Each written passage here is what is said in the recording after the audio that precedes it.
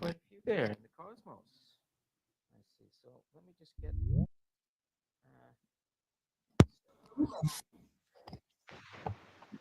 Excellent. All right. So hello, Cosmos. Can you hear me? It's Lon at the podium. Mayrene's just getting the pod set up. Does someone want to put a yes in the live chat that you can hear me?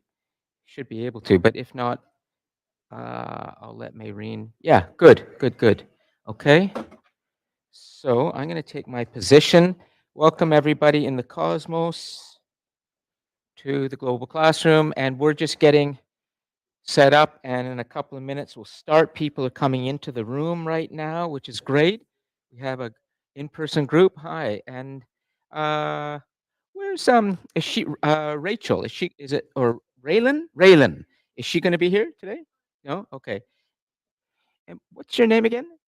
You're Lorelei, right? Bolton. Yeah, Lorelei Bolton. Great. Yeah, I can remember. So good. This is why I like having the names on the board too, because it's easy for me to start to remember. Ismail Muhammad. Ismail. Hi. Great. Of course, Barack is here. Excellent. Lorelei. Is it Lorelei or Lorelei? Lorelei. Okay, Lorelei Bolton, of course. Andrew Scarrett is here. Great. Adiyeo, can you come in a little closer just so that people can see the back of your head and they know we're having a class? That's all. Just can you sit there? Great. Okay. Tanisha too, if you can sit there. Yeah, great. Or you're gonna well, whatever, wherever you're comfortable. If you oh, she has to leave. Okay, yeah, that's fine. Uh, and then Luke, of course, is here. Luke Prentice, Beirut, yes. Rachel, excellent. And then Nicholas Jones. Great, that's Nicholas. I was wondering, I knew Nicholas from his posts and things, but I didn't have a face to that. Excellent. Okay, so we're just gradually getting things going. Let me take my position here. And is this your phone? Okay, so just know it's there. And let me just see. So we'll leave that. Yeah. Let me just park myself here and see. Try to follow my sort of agenda. Excellent. Okay, we're managing tech. Well, I think that we can actually essentially start. We're already live streaming. We're up and going. Excellent. Our DJ, Mayrene, got things humming. Well, welcome everyone to our fourth class of the semester, Humanities Destiny. And today we are going to be really starting to look at some exciting and complex stuff about the future. And today's class is all about the next big thing.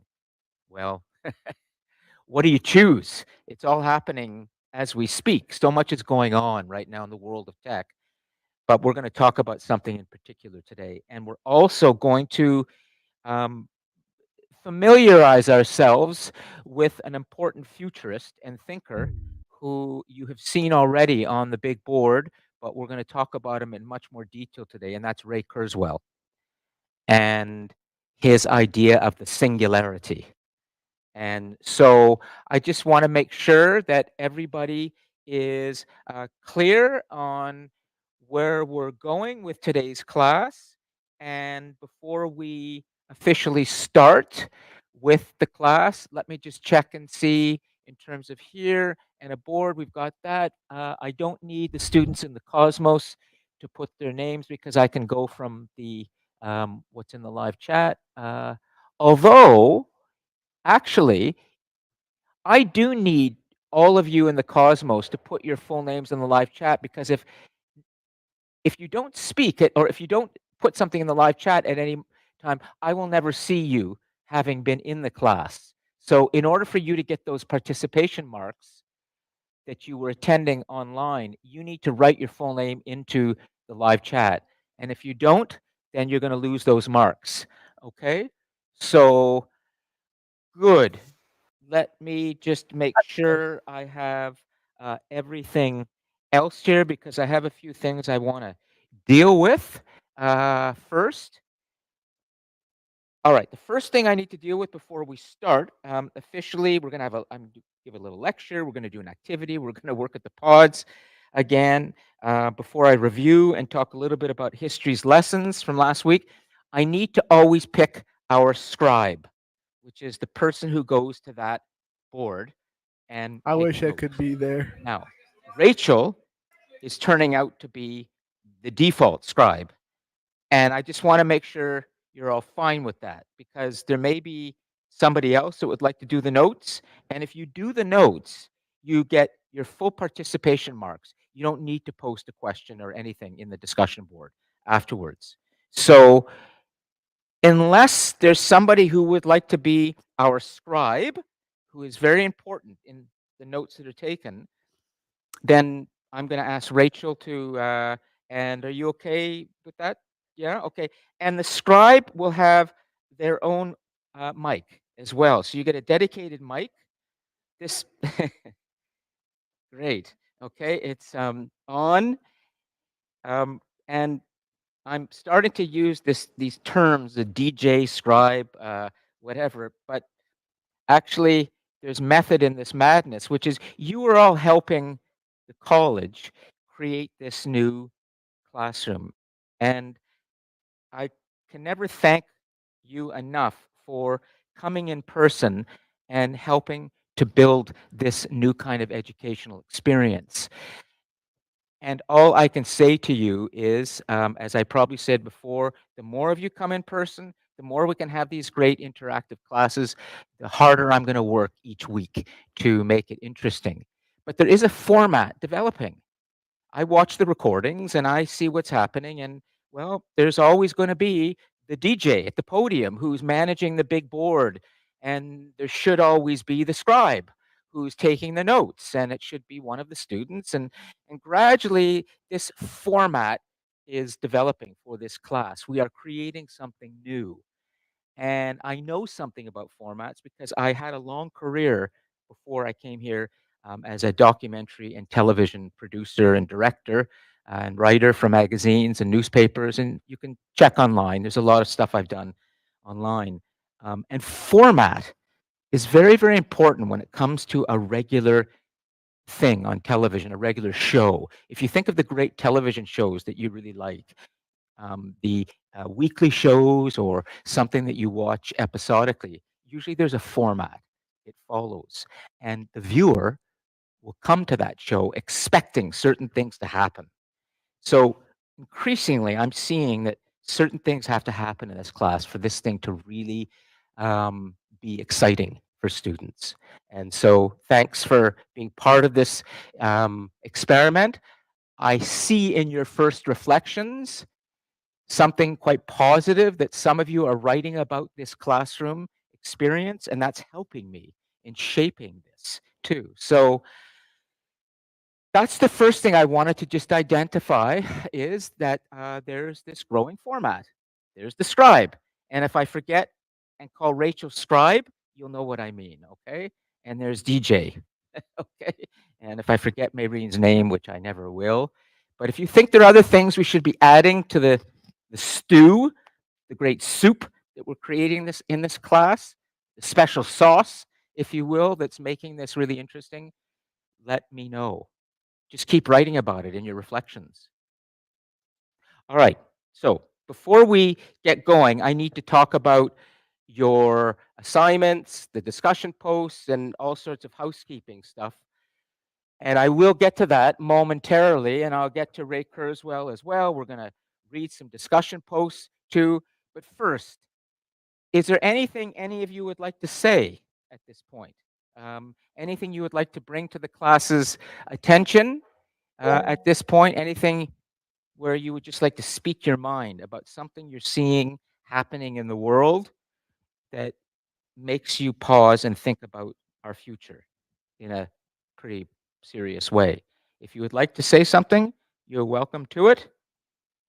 If not, I'm going to move on. But I'll move the microphone around. Rachel, is there anything? Well, actually, you started things off last week really well with the Canadian American relations, and then we ended up going down that creek that became a river, and we stayed there for most of the class. Um, and that's something I need to kind of review with you today, is I didn't give you all of history's lessons last week. But I'm going to do that today through the next big thing. I have a few important points to make. So anything online, if there is, just park it in the live chat. Is there anything you want to We'll address? just Go ahead. while we wait, if any whoever comes in now can put their names up for attendance. There's a marker Yep. there on the whiteboard. So if you wanted Excellent. to put your name. Uh, okay. Finally, I would just like to say about this format we're developing. Please feel free to bring any friends or spread the word about what's happening here, because it will always be helpful to have students coming and being ready to interact here. I'm passionately committed, as you probably have noticed already, to this idea of education uh, as an educator. But I'm extremely committed because I think the world today needs education more than ever. And that's something that we're really going to need to talk more about today when we talk about the next big thing, because we are living in groundbreaking, historic times. As a matter of fact, some important futurists and thinkers today are talking about the most profound, I want to get this right, the most profound advance in technology ever is happening right now in your world today. And that is something called the singularity. And I'm going to address this today as our next big thing and try to help you to understand this. But in a nutshell, why you need to be so smart today is sometimes hard to separate the hype from all of this. So I'm going to try, but there is a reality happening. You are the first generation, and your children and grandchildren and great grandchildren and all your descendants are going to be dealing with the fact that machine intelligence is surpassing human intelligence. That's what you're living in. And it's called artificial intelligence, but it's also called artificial general intelligence. In fact, it's called the singularity, and it has been predicted. So I'm going to be explaining more about this in the lecture part, and then you're going to be working at the pods together, trying to help us to understand what does this all mean for your lives and for the human future.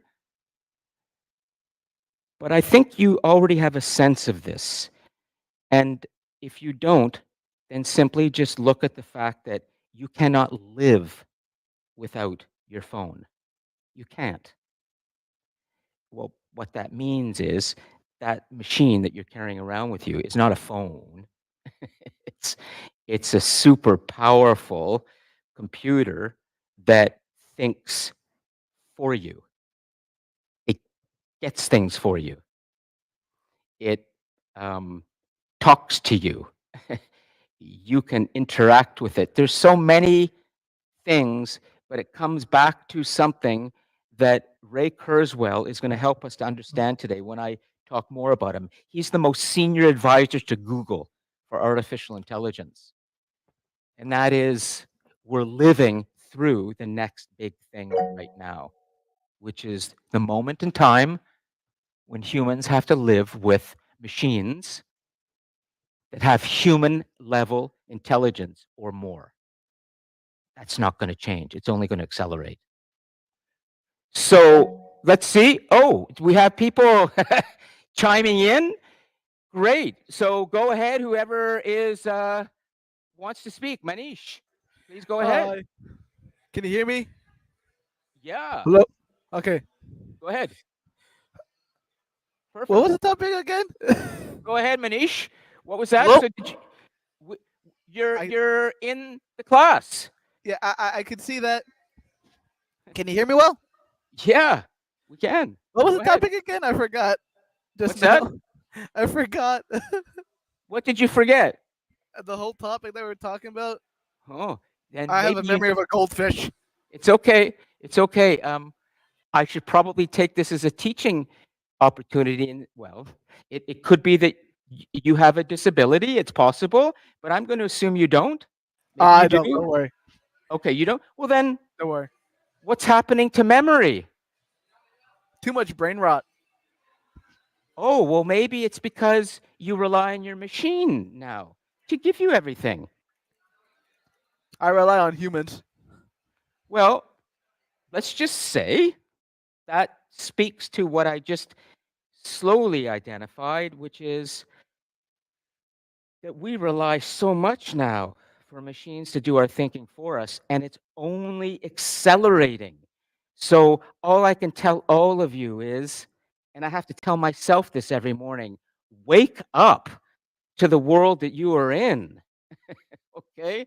And we're going to really try and understand more today about this idea of the singularity, which is the moment that has been predicted for some decades now that humans would reach, which is that we would start to have intelligence. We call it deep learning, machine learning, where the machines are thinking almost like humans. Now, what do we do? I get it now. Good, Manish. Okay, Thanks. great that you jumped on your microphone. Is there anything you want to say before we move on? I could say I think that singularity is far more closer than we think, because you can see the advancements in AI as it's rapidly approaching. In terms of like, I've checked some websites about the new AI, like Yes. by China. It's far more advanced than what we have for ChatGPT and everything, and they could probably do more if, like, give or take a year or two. It could probably like do huge math problems within like a couple seconds, which would be Sure. very Well, very advanced. okay, I'm going to suggest that we move on from review. I'm going to move on to Ray. You want to bring Ray Kurzweil up again?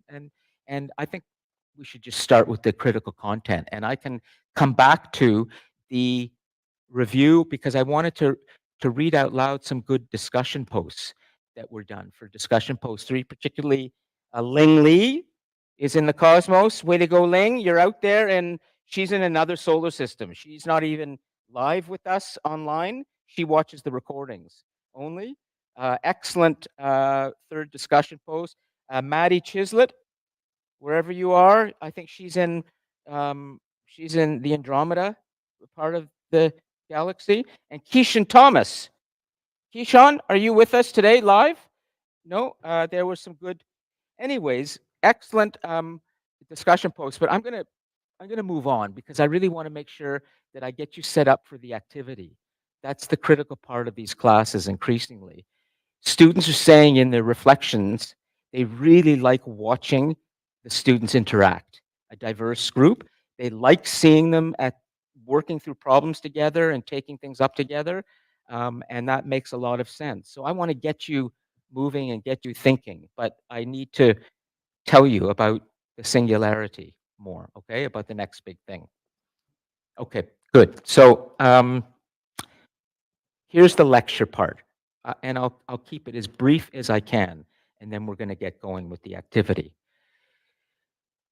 When I say something is a next big thing or something's coming that is going to be the next big thing, what does that kind of mean to you as you hear something like that, the next big thing? I want to get a definition. I want to get a definition for us of what the next big thing means before I address the fact that we think increasingly that the next big thing is happening now, and it's called the singularity. And I will explain very briefly now why we say that, and then let's get a definition. Ray Kurzweil in the 1990s. I've got the book on my knapsack, but it's okay. He wrote a book called The Age of Spiritual Machines. He then wrote The Age of Intelligent Machines. And he was teaching at MIT. He was an inventor. He was a futurist at the time. he was beginning to write and speak about what he felt humanity had to be ready for. And he was doing this 30 years ago. And he gradually began to demonstrate through his thinking and his ideas in his books, The Age of Spiritual Machines, The Age of Intelligent Machines, and others that were bestsellers, that he is a force, an intellectual force who has to be listened to. Smaller things that he said came true. Some of the machines that he invented for accessibility for people with disabilities have proven to be very effective. So as an inventor, he was doing things as well that was getting a lot of attention.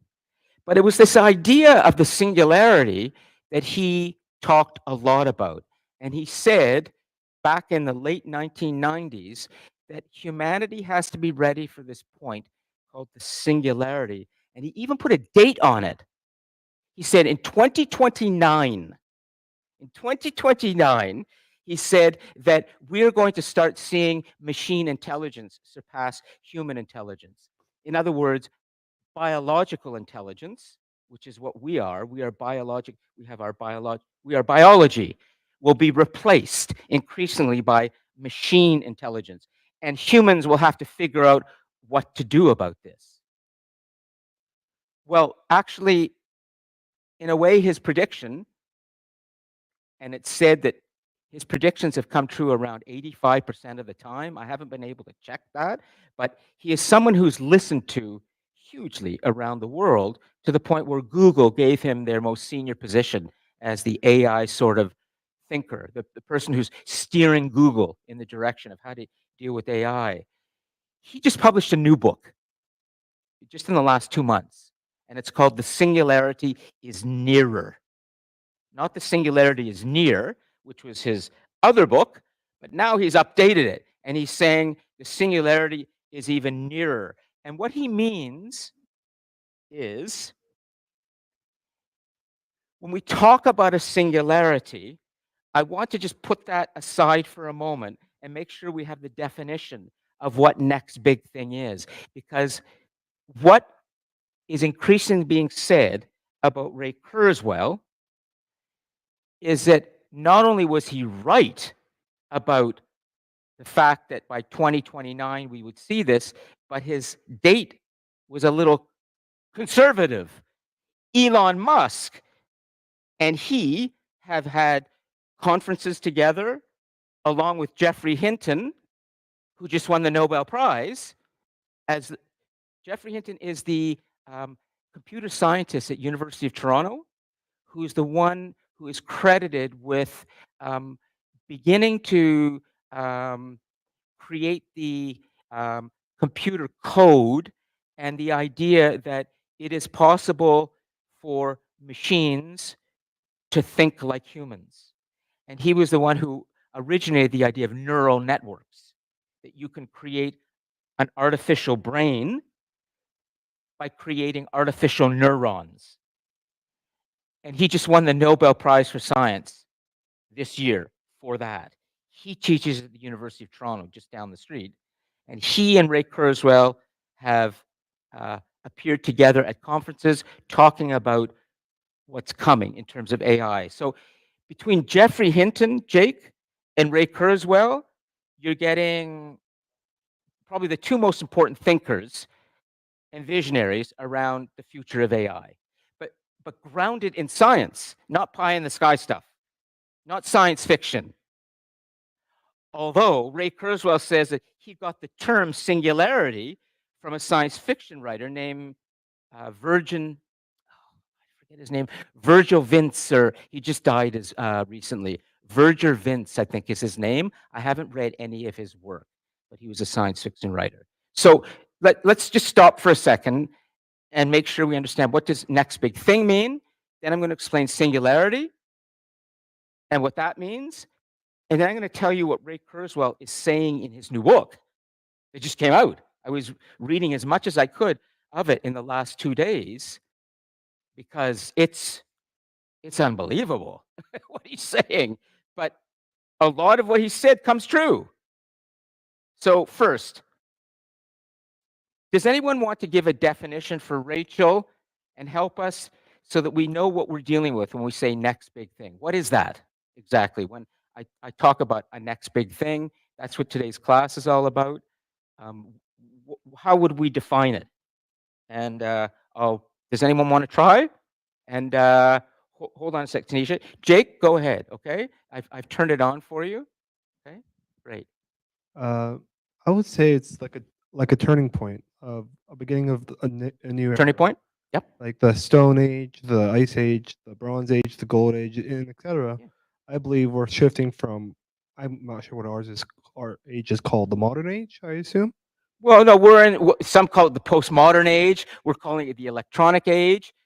Some call it the Promethean age, based on Greek mythology, based I on would Prometheus. say The, we would be going more but- into let's call it the cyber age, where Electronic, we're cyber age. advancing so much into technology and electronics that it's becoming human level and more and more. yes. So I'll call it like the cyber age, the robot age, the automaton age, the AI age, something like that.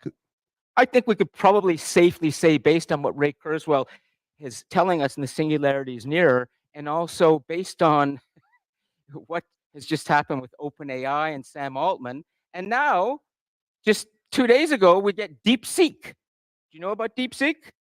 Yeah, from China now. We can talk about. The Chinese AI I was talking about. Well, there's an AI kind of arms race going on now. There used to be the nuclear arms race between the former Soviet Union and the rest of the world over who would have more nuclear missiles and be the most powerful.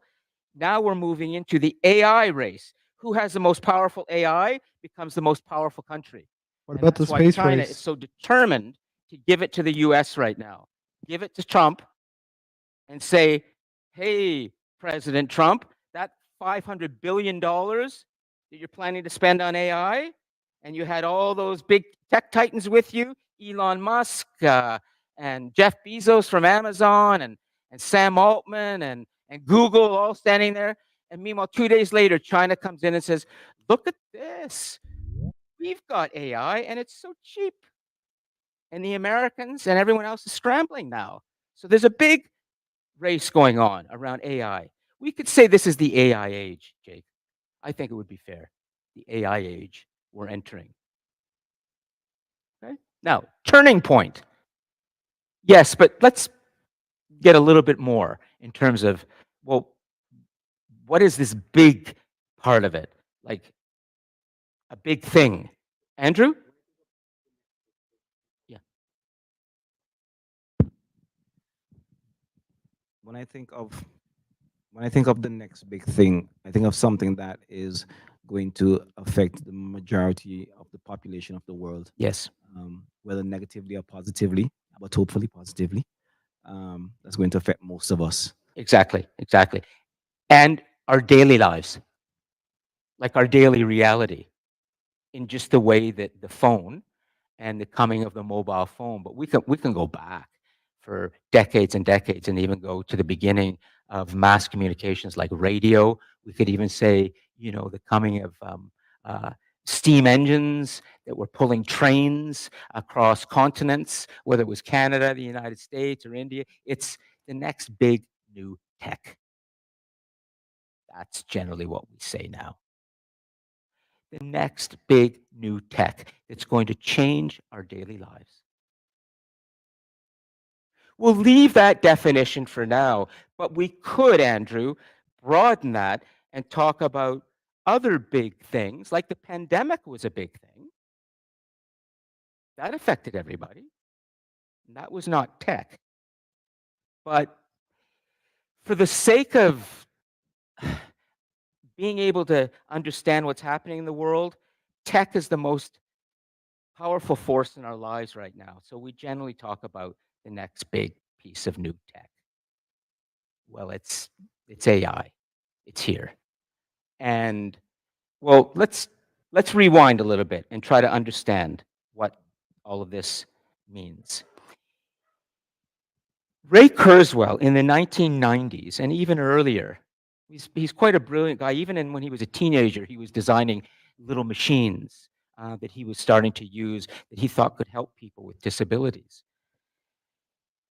He started to tell us in the age of spiritual machines, in the age of intelligent machines, that we have to be ready for the fact that there's going to come a time when we will have this singularity moment. And singular, the word singular means usually unique. When we talk about a singular event, it's a unique, important event.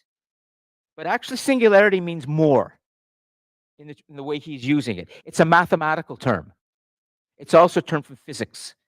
That's what he was using it as. And he meant it as that in mathematics, when you talk about a singularity, you're talking about a point, a kind of where things change irreversibly, and there's an infinite future, but we don't know what's there. It's this moment when things change, and it's going to be opening up something infinite, but we don't know what's in the infinite, but we know it's there and it's important. In other words, he was saying, be ready that when we reach this point, we don't know what's going to happen in the future. History may not be our best guide because it will be the most profound advance in technology ever. Because it's when the human brain, which has been the driver of civilization, is going to now have an artificial brain to also be part of its future. And we don't know what that artificial brain is going to do. We don't know for certain if we will be able to control it. What if it becomes able to feel and to really think for itself? These were all things that were in the realm of science fiction. And he said, no, it's coming. Our algorithms, our computational power that computers have, the size of the memory of our computers now, their portability, all of that was happening through the end of the 20th century. And basically, it came down to the singularity is coming and it's 2029. And now he's saying it's nearer, and now he's saying more. Let me tell you what he's saying in the singularity is nearer, what's coming in what he thinks is 2045. You're going to be alive for this. Your children and your grandchildren and others coming after you are going to be dealing with this more and more. This is the wake up part that I'm trying to help you to see. But I want this, hopefully, to be seen in a more positive way of an opportunity for humanity. Ray Kurzweil is very optimistic. People have criticized him for this. But here's what he says, and he's optimistic about this for humanity's future. He says, and if I can understand this correctly, I'll try to get this straight because I'm still learning. He has said that we are reaching a point where we will be creating artificial neurons. Neurons are those are our brain cells. We have billions of brain cells. That's what drives the activity in our brains, our neurons. We will create synthetic neurons. We already create synthetic protein. We have a scientist who just won the Nobel Prize for that last year. Go listen to his talk. I have. So the synthetic neurons, virtual neurons, will be placed in a cloud. And he says the human brain, the neurons will merge with the neurons in the cloud, and your brain memory capacity is going to hugely expand because your neurons will merge with virtual neurons that will allow you to remember more, to expand your consciousness, and essentially for the human to merge with the machine, but in a way that allows us to think faster, that allows us to remember more, that allows us to do more with our own brains because our own brains have been augmented by the virtual neurons that we merge with in the cloud. And that's going to come in 2045 or so. Now, let me just stop for a second and make sure everybody understands, because I'm trying to understand, am I making sense? Or is this, yeah, okay. The merging of the human with the machine to enhance the human life is coming. It's the next step in artificial intelligence. And how are we going to use this? What does this mean for humanity? He feels that this is a very good thing for the human future because it opens up new possibilities for our brain power. But it means that we have to get used to the idea that there will be a way for us to be, and even goes further, to creating a duplicate of our consciousness and our memory, and holding all of that in the cloud, as if you're loading all that's stored in your laptop into a cloud, which is what we have today. Cloud computing, cloud consciousness. Welcome to cloud consciousness. Now, to unpack that and understand it more, we're going to have an activity around this, because I'm still reading his new book, The Singularity is Near, but I have a little confession to make about this, and I think you're going to be amused by this. Oh God, about 10 or 11 years ago, when I was starting to teach here, there was a student of mine, I'll never forget, Blaise Gelinas, and he said, you have to see what my cousin is doing in California. He said his cousin goes to a university called the Singularity University. And I said, oh, really? And he said, yeah, my cousin just did an interview with Ray Kurzweil. Would you like to see it? This is it. So at that time, Blaise and his cousin has a website called Socrates.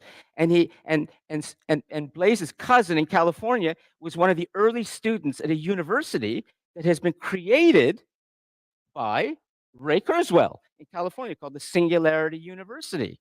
And so we happen to have this wonderful resource that I've barely scraped the surface on, been dealing with so many other things.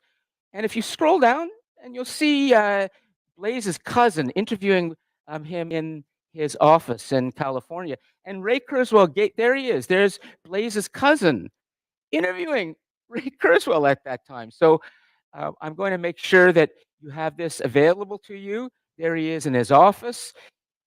If you just stop for a second, let's just hold that. There is one of the most important thinkers on planet Earth today when it comes to the future. Now, he's American, and I'd like to have more than just American thinkers in our class, but it's a reality. He's very important, okay, in terms of our future thinking. What I'd like us to do for an activity is understand what this all means for your future as you go forwards in your life and your career, when you're going to be dealing increasingly with this idea of the acceleration of this singularity idea, which is the machines keep getting more and more intelligent. How are you going to use those machines? And then I want you to think about, what does this mean for your children, your grandchildren? What should we make of all of this? But before even we do that, let's just talk for a second to get you set up. And I'd like to also welcome Tanisha, a new student. She may be joining this class because she does like to um, uh, bring good contributions to classes. So I want to make sure you have time. You want to come a little bit closer so we can see you and give her a microphone. But the singularity is not only here.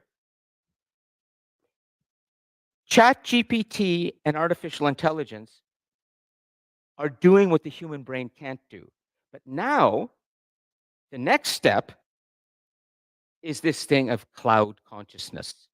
That is, we got to figure that one out to understand, okay? So, yeah, go ahead. All right? So, So I think it has already begun with Elon Musk. So it goes to a point that the powerful man who has the money to do all the inventions and things now has the control of that. He has implemented the first chip in his Neuralink project to the first human.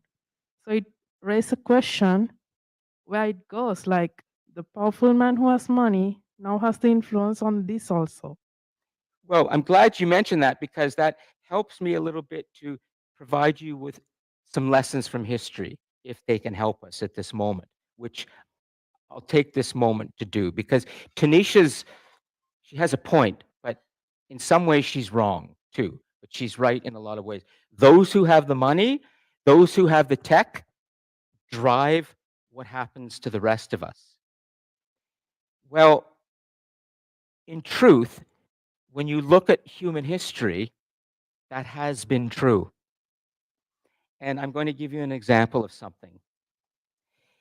But we won't write it yet as a lesson from history because we're not entirely sure. So much is different now.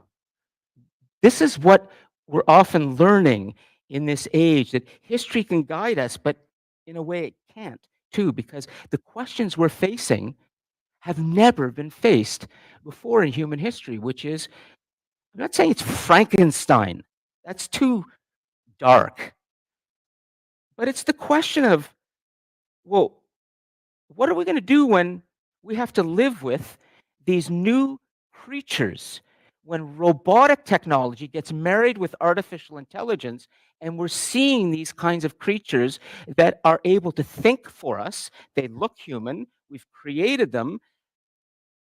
What do we do when we have this new species, this new artificial synthetic species to go along with the human on planet Earth? Are we ready for that? That's never been faced by anybody in history. It's all been about humans. So here's the bad news about history. About 5,000 years ago, when human civilization was starting to accelerate in what we call the Fertile Crescent or Mesopotamia, the land between two rivers. That's what Mesopotamia means. It's Greek for the land between two rivers. In what is now Iraq, between the Tigris and Euphrates rivers, there were these little cities that began to accelerate and become more civilized than anybody else. And there are reasons for that. I'm not going to get into that. They invented writing. Other societies in other parts of the world would invent writing as well, but the Mesopotamians did it first. Writing was the next big thing. You can imagine that for probably about 50,000 years up until that point, when we humans already had our anatomical form, we're moving around the planet, beginning to settle, deal with the ice age, overcome that, start to kill all the big animals and develop weapons. We weren't writing, we were talking. We were communicating and inventing language. But then we figured out, how do you get those words that we speak to each other and put them down onto something with symbols and hand that over to somebody, and they can read that and they can see what you're thinking, and you could be sending that off way up the river, up the Tigris. You could send them a tablet that you'd scribbled some symbols on, and they would know exactly what you're thinking, and you don't have to be there. That's what writing was. It was taking oral language, putting it down on a tablet. We call it cuneiform. It was pieces of clay We use a little reed from a riverbank, and we would put symbols in it, and we start sending it off. And writing became a way to transfer knowledge to all over the place without you having to be there. Does that make sense? Who do you think had the knowledge to write? Well, not you. It was the courts of the god kings, the rulers of that time. People like Gilgamesh, who was the subject of the first book in world literature, the Epic of Gilgamesh, Nebuchadnezzar, the god kings of these city-states. They knew they had a power, and they did not share it with the rest of us. And that has been a cautionary tale for our whole story of human civilization, is that it took a long, long time before we figured out how to create a printing press, how we could start mass producing books so that it was not possible for any ruler or any king to hold on to the knowledge themselves. But Tanisha has a point. You could look at this in terms of other inventions in history and say it's the ones who have the money and the power who hold on to that knowledge, and they don't let others have it unless they feel they themselves are unthreatened, they're safe. But it's different. We think it's a different time right now. So I'm going to say that for the first lesson in history, ask yourself, who possesses the next big thing? That's just a question you have to ask. Who possesses it? The next big thing we're talking about right now is singularity. It's based on computer science. It's based on algorithms. Who has the best algorithms? They're the ones who have the big thing. Is it open source? Is that algorithm available to everybody? Maybe not. If China and DeepSeek produce this new chat bot that apparently is more powerful than OpenAI, it just came out, DeepSeek. It's gone to the top of the, and they're saying, oh, it's all open source. You could find out, really? Maybe that algorithm has got some parts that are not going to be open source because they don't want us to know everything. So you have to ask yourself, who has the next big thing? Is it being shared or not? That's a critical question to ask about where we're going. We can't say, Tanisha, we can't say for certain that in the future, whenever there's something new, somebody's going to hold on to that knowledge. The world has changed.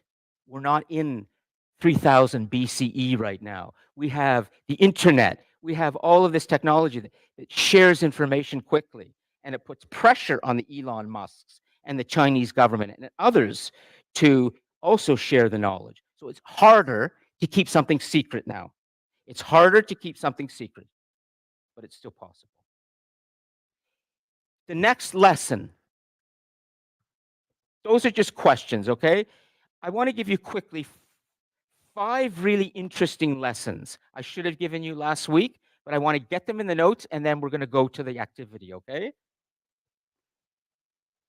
Rachel, could you please write down, free thinking is a powerful force.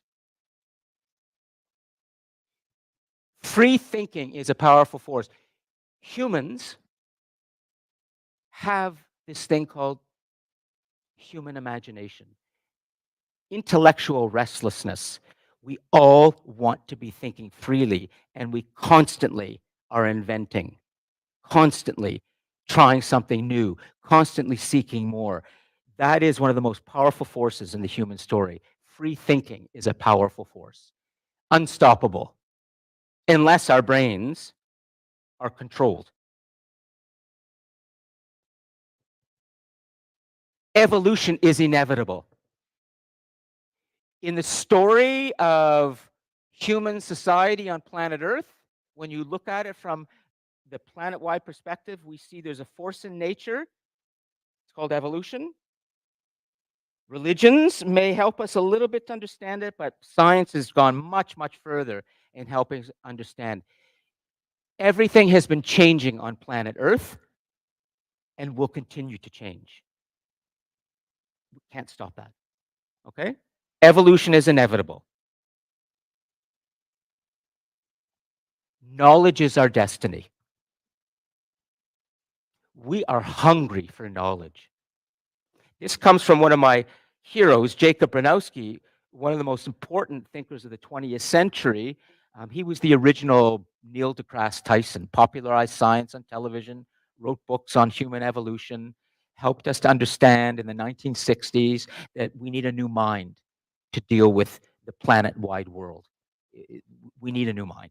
It's not going to be the old way anymore. He said knowledge is our destiny. And it's a great truth when you look at human history. Two more. Complexity is natural in nature and it's accelerating. Complexity is normal in nature and it's accelerating in the human world. We're creating a more complex world. It's natural. Get ready for it. And finally, and these are all things I've deduced or determined from my study of history, but I could add more. And here's the final dark force. And we're seeing it play out right now, not just in the US, but in other countries. Beware of the totalitarian temptation. Now, what does this mean? Beware of the totalitarian temptation. What do you think that means? This is probably the most important lesson that we can learn from history, and it says something about what humans often default to as societies when they're overwhelmed and confused, when they feel unsafe, when they're not certain about the future. They default. Beware of the totalitarian temptation. Baruch? It's Baruch. Baruz, sorry, Baruch, Baruz.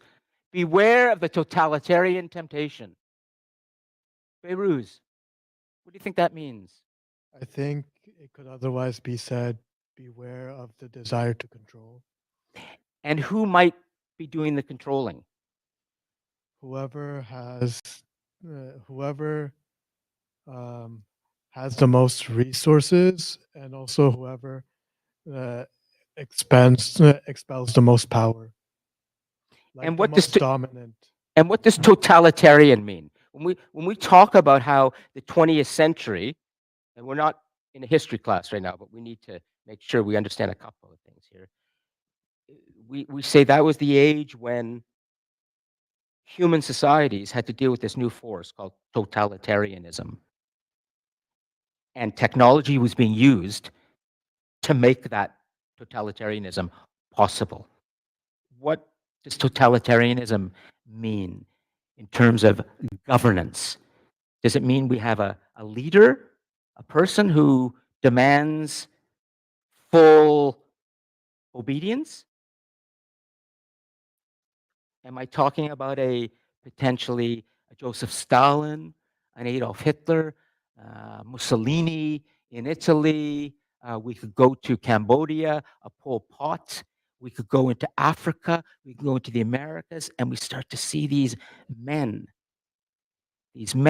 who demand this kind of controlling cult of personality. And they will save us. They will save us. They will make things right for us. They are kind of like messiahs. They come along and say, I'm going to save everybody here. Just follow me.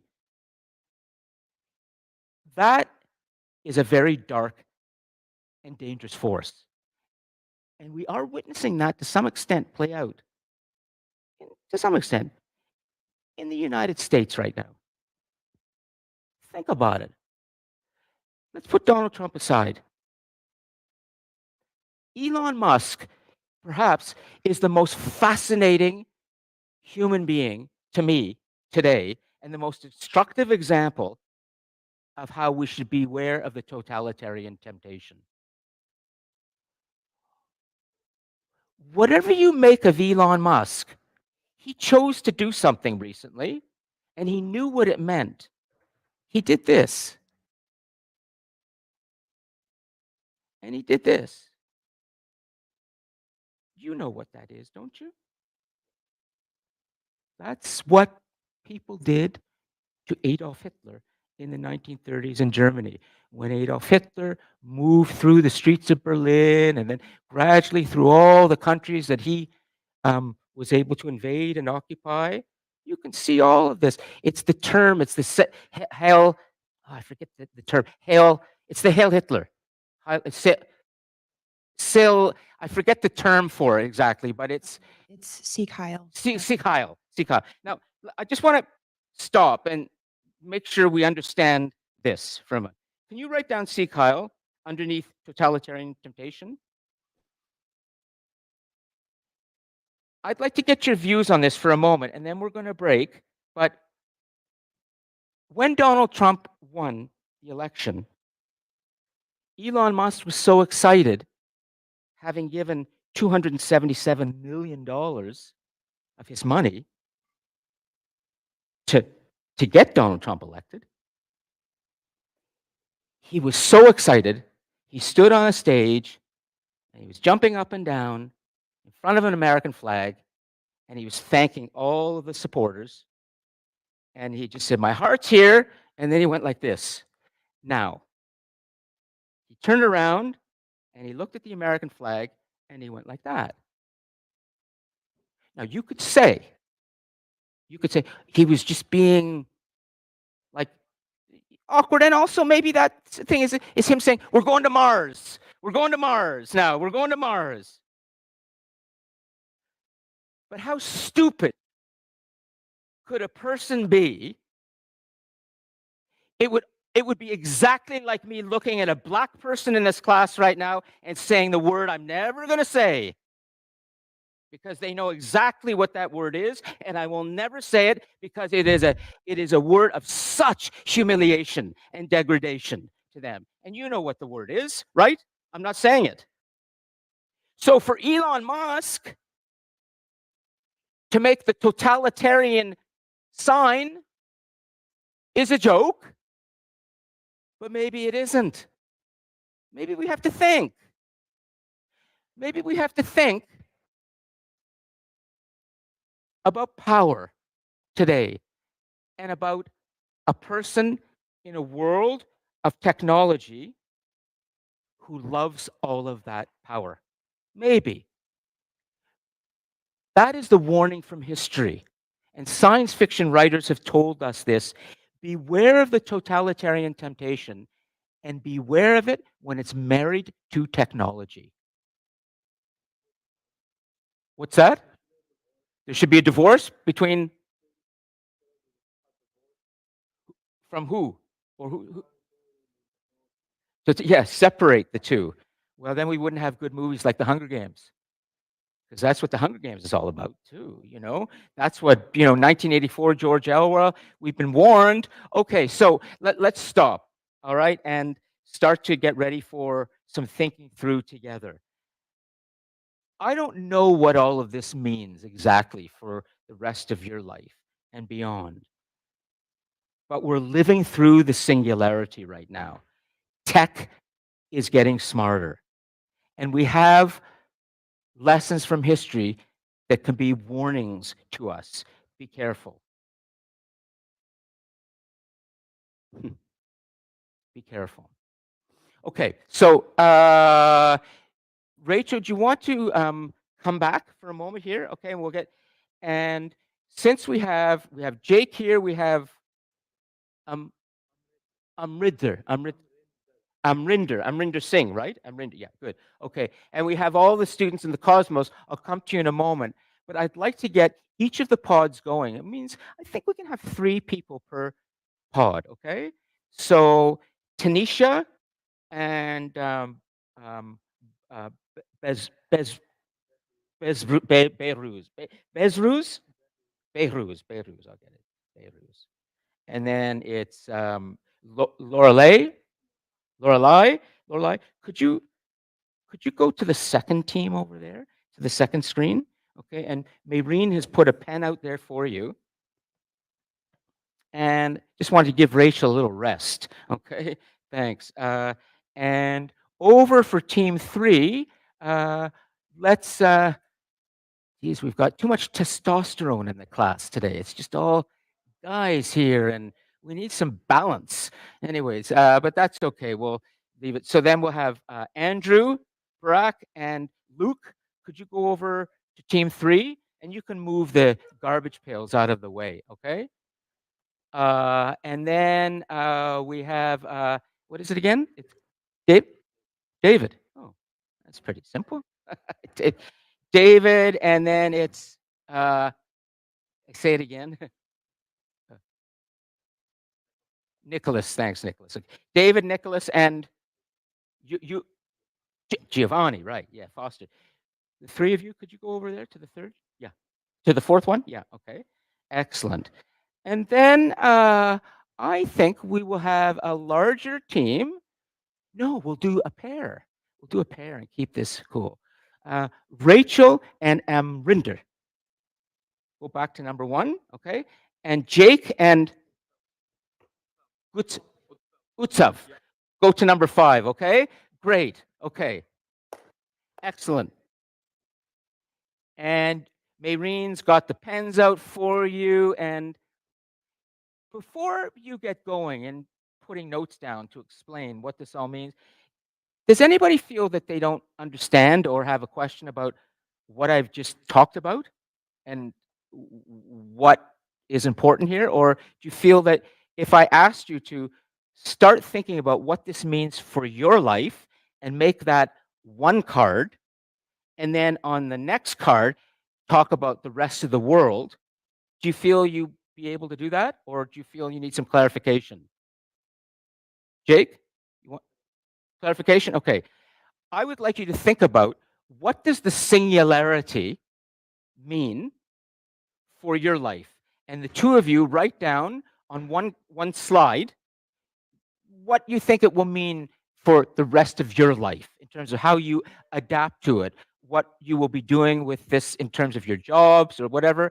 And then on the second card, for humanity as a whole. So I'm asking you to think about your future as individuals based on Ray Kurzweil's ideas that the singularity is nearer. And specifically, he's talking about cloud consciousness, but there may be other things you want to talk about. Your life, a separate slide, humanity as a whole. 2 slides. Go for it. And I'm here if you have any questions, okay? Excellent. Thank you. And for all of you now online in the cosmos, Manish and Arshdeep and Oyantare, Jashandeep, Shante, Yukta, is it? Yep. Yeah, great. Okay. Here's what I want all of you to do. It's basically like we've done before, which is I want you to do exactly what the students here are doing at their pods, but you're doing it individually. And you Oh, then okay. and you're entering your what you have to, your conclusions in the live chat. Okay, so you have two things to do, each of you. Okay, first you have to explain, what does the singularity mean for your life, and then you have to explain, what does a singularity mean for humanity's future. So we're talking about an individual future and we're talking about a collective future. Okay, does that make sense in the cosmos? Do you feel you're clear? Yeah, you're good? Yes, sir. It is clear. I'm gonna go and you might hear my voice. I'm gonna be talking to a team. Okay, so take your time. You might need a few minutes, make a note or 2. But once you start putting things in the live chat, don't just put things in off the top of your head. Try and think about this first and then put some nice, clear sentences in the live chat. I want to see some critical thinking. Okay, great. So the singularity. What's that? Okay, all right. So we're talking about having come to a point, according to Ray Kurzweil, and he's one of our most important futurists. He's given us this term called the singularity. And that is something that he said 30 years ago in his first one of his first books, The Singularity is Near. Now he's just published a new book in the last weeks called The Singularity is Nearer. And what he said was in his first book, the singularity is a point when we, human society, will have to deal with the fact that we have now reached the point where machine intelligence is surpassing human intelligence forever. Excuse me. I have one question. Sh- sure, go ahead. Um, what would be what was the first part? Was like how it impacts our day-to-day lives, and the other part just entirely. Hold on a second. I'm going to go, Giovanni. I'll be back in a second. Great. No, good you're asking. Okay. Let me come over Because here. I want to double check. I don't want And to who's get that? it all wrong. Oh, it's Manish. Manish? Yeah, it's Yeah. Manish. Okay. Manish, what I want you to do is I want you to think about Ray Kurzweil's idea of the singularity, Okay. which is what I've been talking about today and some other things. And do you feel you understand what the singularity is? Yeah. Okay. I Well, think so. then I want you to tell me in the live chat in some good, clear sentences, 4 or 5 sentences, or as much as you want, but make them nice, clear sentences. Okay. What does this mean for Manish's life All right. that we are now living at this moment when the singularity has arrived? Okay. How are you going to adjust to this in your own life, personally, Okay. professionally? Then I want you to address the same question, but then from the collective, as in, how will humanity, what does this mean for society as a whole? Singularity. So you're talking about individual, how it affects Manish, and then you're talking about how it affects society as a whole. Those are 2 separate paragraphs. Oh, That make okay. sense? Okay. I get it now. Thanks. Great. Way to go. Okay. And if you, I don't think I put Ray Kurzweil yet in the DC in the folder, but I will later. Okay. But there's so much of him online. Great. Okay. So we'll give them time, and Mayreen may end up showing you the work that the students here are doing. Let me come back to Giovanni and make sure that his question was answered. Okay, and remember, we're still live, so your voice is being heard. But so you wanted to, did you want to know more about the singularity or about how it impacts you or society? Okay, so I want to think. You are living at the time in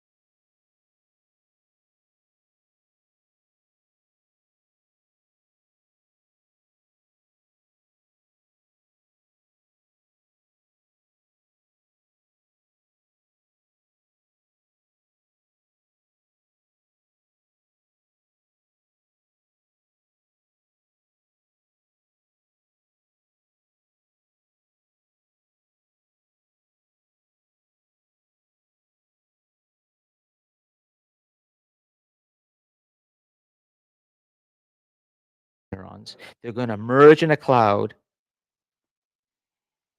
And the rest I cannot explain. I need to study more what he's saying. But I highly recommend that you look at his latest book that just came out called The Singularity is Nearer 2045 Cloud Consciousness. Wow. Great. So everybody's working on their notes. Rachel and Rinder.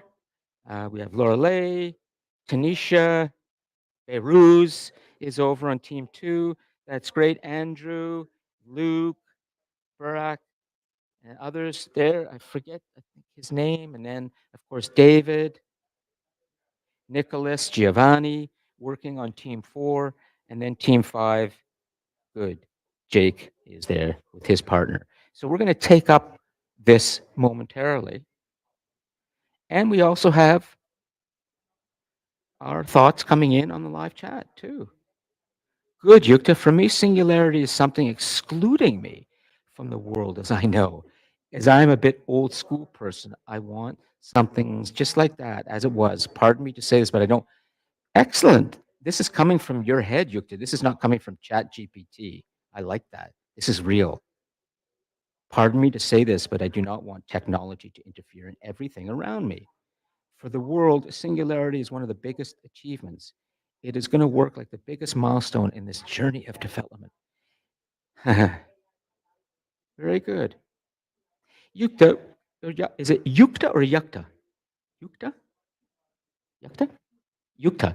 Yukta, can you give some thought to, in this milestone, that's exactly what we're at. We're at a turning point, a milestone. How do we ensure that this technological development is going to be good for humanity? How do we make sure it's not going to end badly, that people are going to suffer, that the world is going to become a darker place? How do we use this technology properly? What do you think? What do we do? Okay, I want you to think about that and write that in the live chat. These are important questions. Excellent. Keep going for another 5 minutes. Yeah, absolutely. You can write there. Okay. Try and, excuse me, you have to try and write as clearly as you can. Okay. And capitalize your I's and, try and make these nice, clean sentences as best you can. Okay. Okay. Good.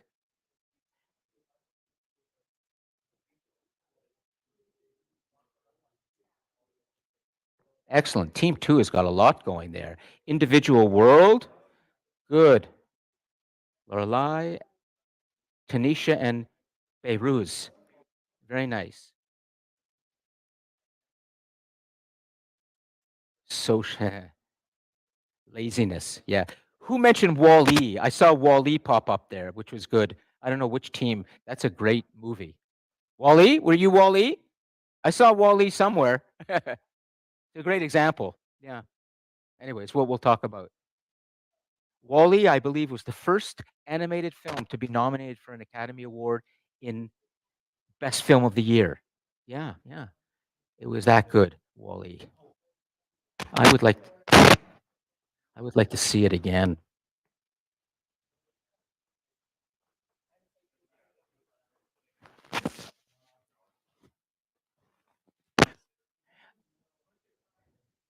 Kill our thinking process. Yeah, exactly. Kill our thinking process. Huh.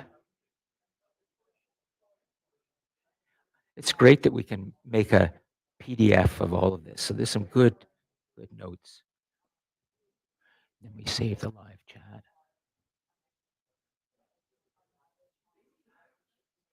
Do you think it would be possible to put the live chat into the notes?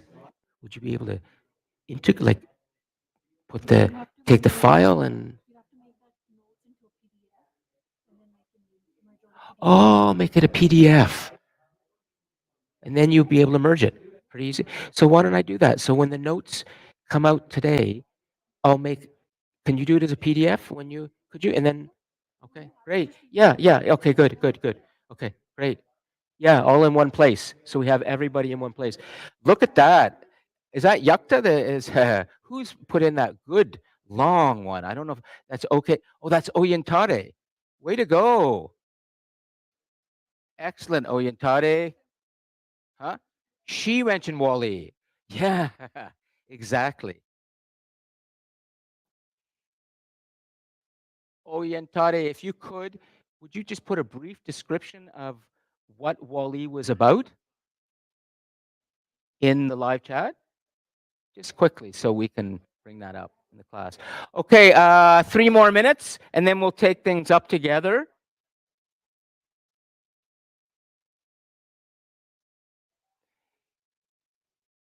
Yeah, that's right, Jashandeep. Singularity means, very simply, when technology becomes more... Essentially, the technology has become... that human intelligence has been surpassed irreversibly by machine intelligence, and that machine intelligence will only accelerate in what it can do, what it can remember, what it can process, what it can say, because these machines can speak now. That's what ChatGPT is. It's a large language model. It's essentially, you put something into ChatGPT, it's in our language, English or whatever language, it converts it into computer code.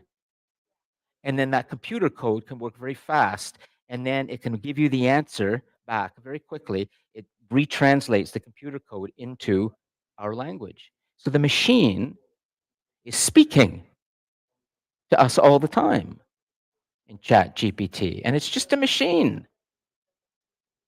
It's just a machine.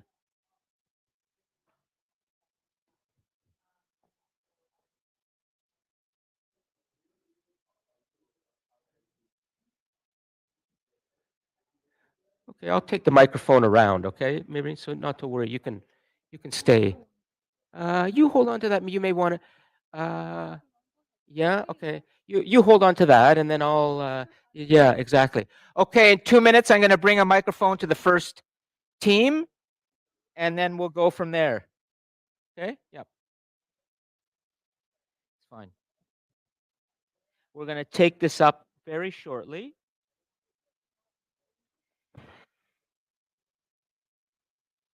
We'll take this up very shortly. Yeah, good, Oyentari. In Wall-E, humans have abandoned their home using technology to escape their destruction of the earth. Convenience has turned into laziness. No one bothers to think or do anything for themselves. They rely on robots to a detrimental level. Nice. Just for the future, Ontari, it's small, okay?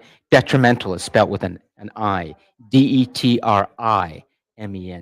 But don't worry about it. It's just a small thing. Okay? Writing is important to me. Spelling is important. Okay, for sure. I used to teach it. I've written a lot professionally, so. Way to go. The live chat is getting filled up. Jashandeep has put his or her, I don't know, Jashandeep, male or female, I can't remember. Manish, Oyentade, of course, I remember. Arshdeep. Shanti. I haven't done mine yet. I'm almost done. Okay, all right. Shanti, have you put something in? I don't know if you've put anything in the live chat yet. Okay, 1 minute, and then we're going to come around and we're going to take things up with the teams here first in the classroom, and then we'll see if we have time for the live chat. But if not, not to worry, we save everything and we can always refer to this. Okay, well then I think I'm starting to feel like we're ready. And okay, let's see. I'm going to bring a microphone around. Okay, team 2 has got lots there, and this is the worst spot, eh? You're parked in a corner here with garbage. Here, let me move this out of the... Excuse me. Give you guys some... Okay. Yeah. Everything can be moved around. Okay, so we're going to... Let's start with team 2. So I see they've got it nicely laid out. I did ask for 2 slides, so like not to worry if you've done it, but this is nice and visual. We can see exactly what they're doing in one glance, individual and world.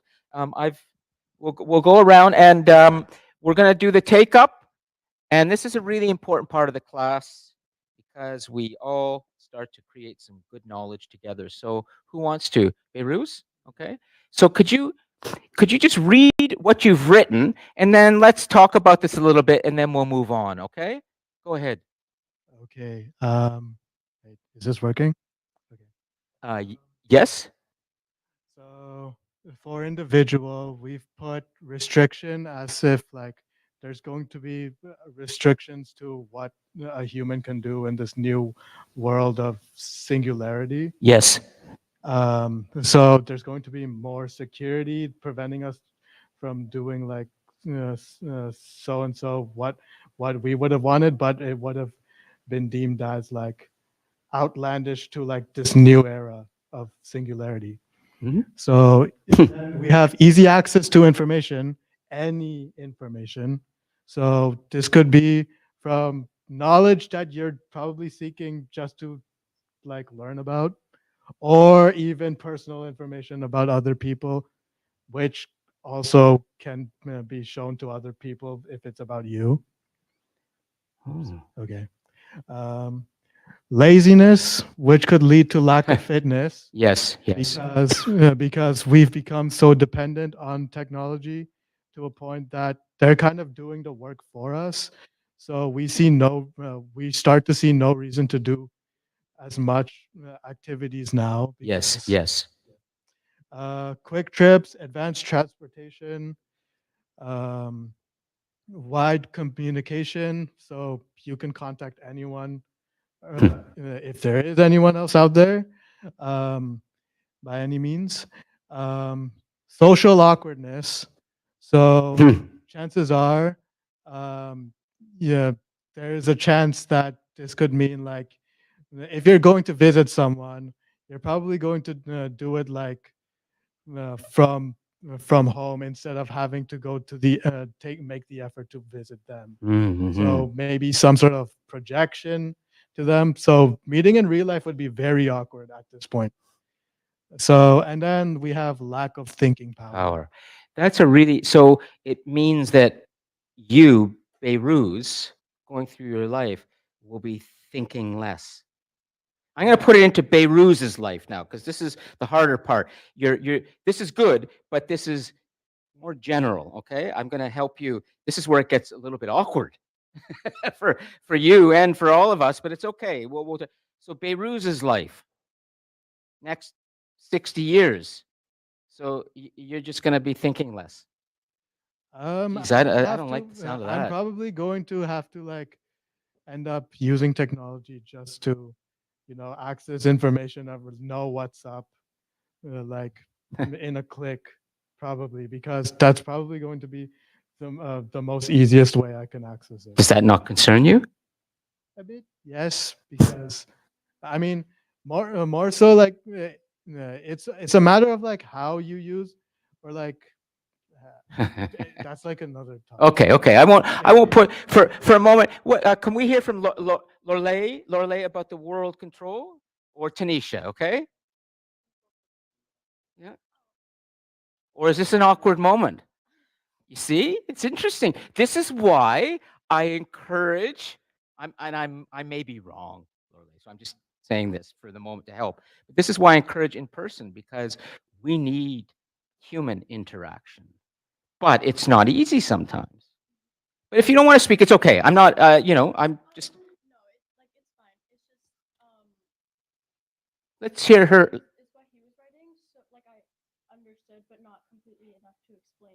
Okay. Would you want to tell us, if then for you, what do you think this means for the world as a whole, for humanity, the singularity? Is this a good thing, Lorelei? Do you want to give her the mic? Yeah. Karaoke. I mean, I guess like not necessarily. It depends on like who's ever like perspective, I guess. Me personally, I don't believe it is. I guess I mean, in our society already today, people already have a lot of control more than like, I do. Yes, yes. So I think somebody's mentioned it before in a class, like in this class, saying that if they said something to try to like persuade other people's opinions to be something, Yes. people wouldn't necessarily listen to them, opposed to, I don't know, somebody like the president or the prime minister, they might listen to them instead. Yes. If that's true or not. So I don't necessarily think that having like control over people per se is a good thing. Is it? Yeah. Okay, thanks. Absolutely. And nobody wants their mind controlled. Don't you always want to be able to think freely, have your own thoughts always, right? And not have something in there that might be affecting your thoughts, something artificial. Okay, great. Let's move on with the teams, okay? But thank you for launching this. Let's go over back here. Oh, no, wait, we've had Rachel, and I want to give me the microphone and we'll come over. We'll come back to you, okay? Because I want to make sure. Let's gentleman here, okay? Nicholas, David, Giovanni, go ahead. All right, just any thought. It can be the world part or it can be the individual part. Sure, go ahead. All right. So for personal life, I said social life would become more online and virtual. Yes. More online relationships versus like in-person relationships. So like, I think I've seen news before that some guy is like in an online relationship with like a bot. Yes, yes. Yeah, he thinks it's probably someone real, but like it's a bot. Yeah. And like like Yeah. you could have like a long distance friend, like you here in Canada and other person all the way in like Africa. Yeah. You could have like a relationship like over the phone, using like AI. Do you think that a bot, if you had a bot in your life, do you think that would help you get a better job? Yeah. I want just give it thought in terms of playing out over the next 40, 50 years in Giovanni's life. If you had your own bot, your own personal bot, could that bot be writing all sorts of proposals for you? Yeah. But then who's doing the thinking? The bot. The bot. So what kind of thinking would you be doing? Like what would you, I guess you're talking to the bot? Well, yeah, maybe we could. All right. Say for instance, like ChatGPT, like you give it, you ask it to write something for you. That thing you ask it to write, you probably think about it. So maybe you could like do the same thing. You could give the bot your views and stuff, and then it could come up with a proposal for you or anything. Do you feel you're gaining something or losing something as Giovanni Foster? I mean, I could only in this process of the bot is helping you more and more. I mean, I could only speak for myself. Yeah. It would not. I would be losing. What would you be losing? Because I wouldn't feel like for me, I wouldn't feel like like I'm here for a reason because I'm not doing anything like I'm not serving a purpose. Basically, I'm just there like anything I want. Oh, bot, do this. Oh, Yeah, bot, do that's that. right. That's right. Yeah. So I'll probably like feel less of a man or like like I have no purpose basically. That's very interesting. Thank you for letting me ask you the tough questions and answering them like this. It's very helpful. Okay, I want to move this around. We have a few more minutes. We're not going to be able to do everything, but let's come over here and then we'll come back there. Okay, so Jake and it's Utsaf. Yeah. Okay. So Jake, go ahead and tell us what's there. Okay, and we'll talk about it. So on the personal level, or the global level. The personal level. So the personal level, we would think about that the AI is going to take over our jobs, because right now it's mostly doing most of our works. Like if we need any help in assignment, want to search anything about any information, it's already there. And in future, it's like very popular in 30-40 years that AI is going to take over most of the jobs. Like we have seen the layoffs in Facebook and Google recently. So that's what's going to happen most of the jobs. That sounds terribly depressing. Yeah, it is. It sounds like you're going to become useless. Oh yeah.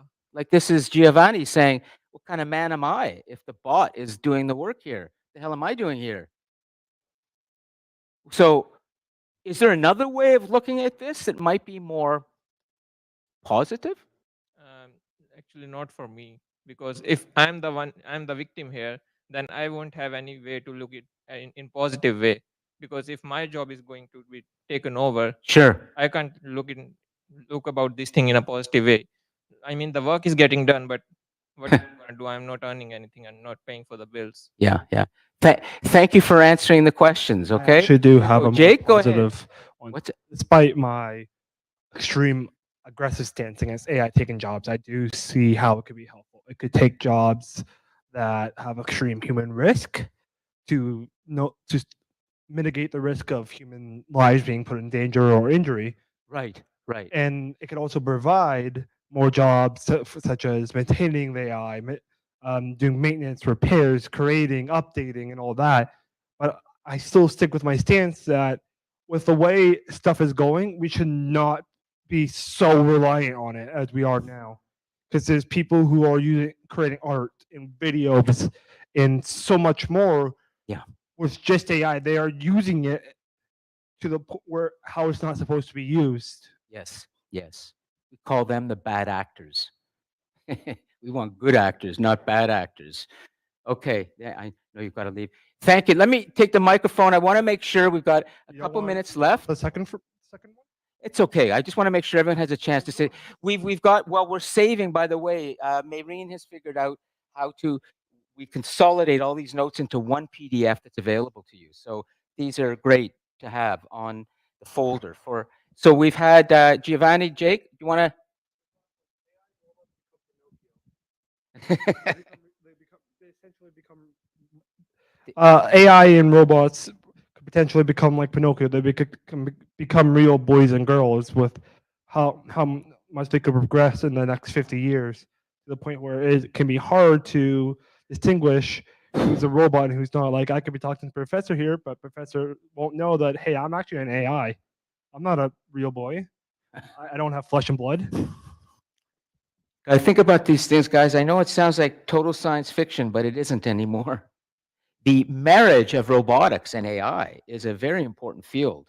You take a robot and you put AI intelligence into it. I guess you get Will Smith, or what is it, that movie he played, iRobot? And then you end up slapping all sorts of people, not just somebody who insulted your wife. Isn't that why he slapped the guy at the Academy Awards? No, he did slap, allegedly, that's right. He did slap him, as we saw that. Anyways, okay, so go ahead, guys. Yeah. So for our, which one of you? Go for the, which one you feel is most important, Brock, that you I would. think the world is one. Okay, world go ahead. is more go ahead. important. Sure. Well, we think that how the great change, the next big thing will affect our life is probably, we talk about always AI, but we already see the middle classes regressing all around the world, right? I mean, we believe it's going to create a greater gap between the powerful and the common man, let's just say.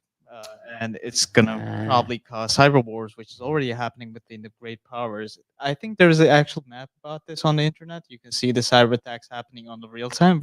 Yeah, there's a security to cyber attacks. Yes, I have that. We believe there's going to be more political tensions. There already are. And less critical thinking, which is the most important part of this whole conversation. Yes. Because less critical thinking. People believe when something becomes common, it's gonna become more available, but it's not. Turkish government is blocking a lot of internet access to a lot of people. China government does a lot more. Absolutely. And, like people believe US doesn't, but we have a thing called deep web, which nobody not nobody, but let's just say me and you could not enter without the prior, study and knowledge. And, it's dangerous waters kind of because the government sides and all the other illegal sides. But yeah, that's the thing. When something becomes more common like AI, it's not going to get more available to the normal people like you and me. It's going to become more available in terms of, companies going to be tap into those resources and they're going to sell it to the normal people with subscriptions, everything. We talk about, cloud storage cloud neurons, right? Yeah, Well, yeah. Cloud neurons. if you don't pay $60 per month, oh, it's gonna go away. So better pay up those, right? So our way of thinking is in that way. So it's gonna Well, it's really good. this topic. But it's good what you're saying, Barack, because something all of you really need to think about is so much emphasis today is put on the next big things and around technology. But what about the social problems that we have? That might lead to this technology being abused and used in a way that can control us by bigger corporations. So we have to constantly keep in mind that technology is not the answer. There are other problems that we need to deal with. And that is something that is harder for all of us to deal with.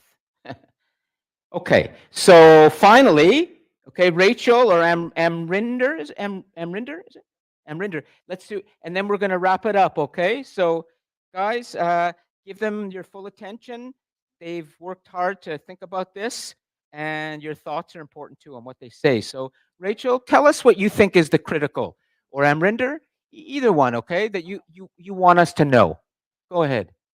So some of the things we were discussing will that humans will become lazier. I don't know if you've ever seen Wall-E, but It came up in the live chat, and Maureen, if you scroll back, I even asked the student to give a description of Wall-E because I thought this might come up. The student has described what the movie is about. Wall-E, there it is.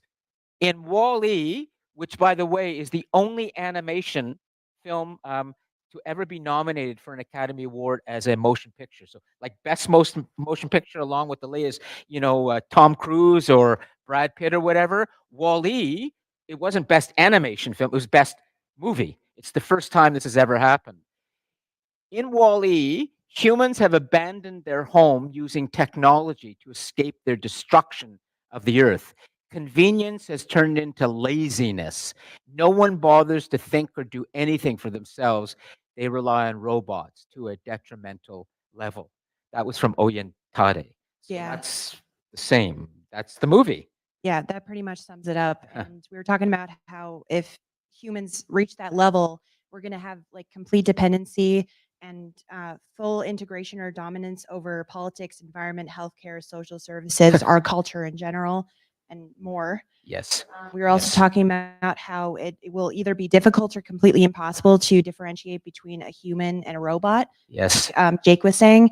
Absolutely. We were also discussing we could become slaves to AI and their desires. So AI's pursuit of a perfect world could be detrimental to certain groups in society. So if they deem that a certain group or a certain type of person, is no longer necessary in our functioning of the earth, that they could either be eliminated or, something like that. And we were also talking about like the death to artistic expression. We're already seeing that, companies are preferring, AI generated music, movies, things like that. There was a movie that just came out, Emilia Perez. Yes. Won all of these awards. Nominated for a whole bunch of Academy Awards. Yeah, That's right. and Yeah. In my opinion, it's terrible because a lot of it was AI generated and people are speculating. Is that true? Yes. And Interesting. people are speculating that the reason it won so many awards despite, a negative reception was because the Academy is now, I don't know how to word this, but they're praising AI generated content because it's easier to make, it costs less money. That's right. It's like that, cheaper. not necessarily on the quality of what they made. So yeah. That's a great piece of information for all of us. By the way, those are just nominated films. It hasn't won yet, but maybe we should be watching the Academy Awards. It's coming soon, and see what happens to Emilia Perez. Very interesting about the AI part. Okay, listen, we're 5 minutes over. I want to leave you with something positive. First, for everyone in the live chat, we're going to save those excellent comments and we will refer to them at some other point. They will be available in the folder. If you walk out of today's class feeling a little bit overwhelmed and kind of depressed about where things are going, I'm going to give you something positive that you may not see. On display right now was human critical thinking. As long as we have all of that going, the critical thinking, I think we're going to be okay. As long as we have human sensitivity, which no machine has, would you ever say a machine is sensitive? It might have sensors. That's different. As long as we have human sensitivity and critical thinking, I think we're going to be able to solve our problems. It's just a thought. We identified some problems today, but on display was human thinking that recognized the problems and knows what to do. I think that's positive. So, discussion post number 4 for next week. Second reflection is now posted for its due date, Tuesday, February the 18th. Okay, it's all there. Thank you very much for the excellent notes. We're going to save all of them. And I'm here if you need to talk to me. But other than that, I'm going to Bye-bye. long from the global classroom today, and Mayreen and I will see you next week. Bye-bye. Wait, hold on. Bye-bye.